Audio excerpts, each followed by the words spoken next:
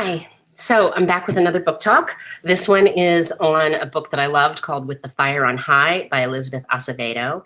If you were in the fall term class, the English A term 1 class, you may have read an excerpt from this one because I included it with the literary analysis assignment because I love her so much.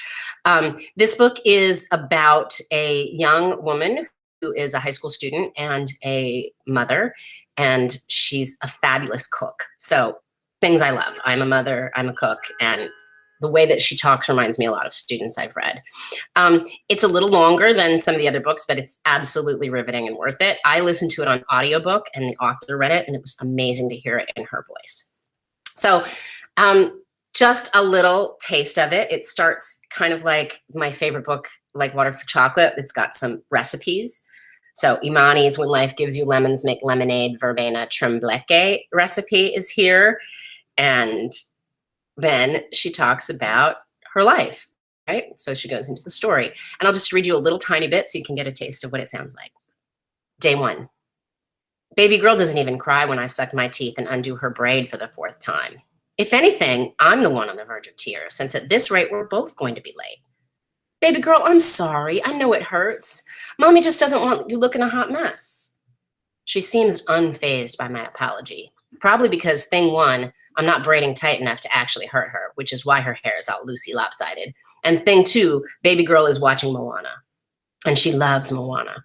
So long as I let her watch Moana, she'll let me play with her hair till kingdom come. Thank goodness Angelica lets me use her Netflix account. I lean a little closer to the edge of the sofa so I can snatch up the baby hairs at the front of her head. This is the hardest part, and I have to start the braid tight and small to get it right. Imani, Bete, it's time for you to head out. I'll fix her hair. I don't even look over at Buela standing by the staircase that leads up to the 2 bedrooms upstairs. I got it, Buela. I'm almost done. You're going to be late for school. I know, but I trail off, and it turns out I don't have to say it because in her way, Buela always understands. She walks over and picks up the combs from where I set it on the couch. You wish you could be the one taking her. I nod and bite my bottom lip. I worked so hard to get baby girl into a good daycare, and despite a long wait list, I kept calling and stopping by Mama Clara's, the woman who runs the daycare, until she snuck us into an opening. Now that baby girl is actually going, I'm freaking out. In her entire 2 years on Earth, baby girl has never not been with family. I braid to the very tip of her hair. The design is simple, some straight backs with a pink hair tie at the end that matches baby girl's outfit. Little white collared shirt and pink pullover. She looks adorable.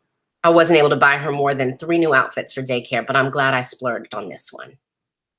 All right, so you already get a taste of what kind of character this is and her voice. Elizabeth Acevedo is a Dominican-American poet. She also wrote this other book, The Poet X, which was amazing. She lives in Washington, D.C., and I hope you try this book because it was so good. You will be able to find it all over the place, including the library, where we can borrow it with that Libby app or just online, right? So just press borrow and you can borrow it. I see it's even available today. So good luck with picking a book.